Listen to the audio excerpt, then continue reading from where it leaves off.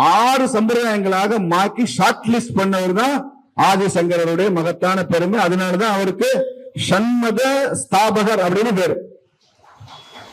6 மதங்களை ஒன்றாக்கி இந்து மதம் ஆக்கவில்லை அவரு. 72 வகையான சம்பிரதாயங்களை சுருக்கி 6ஆக மாத்தினார். அதுலதான் சைவம் வருது, வைணவம் வருது.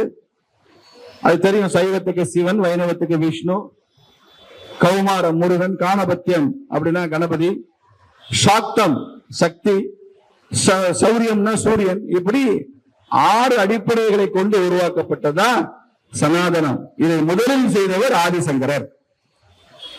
அந்த மகான் இல்லை என்றால் இந்த சம்பிரதாயங்கள் உருவாகி இருக்காது. இந்த நாட்டை இணைச்சவர் அவர் தான். இந்த நாட்டை ஒன்றாக்குனவர் அவர் தான்.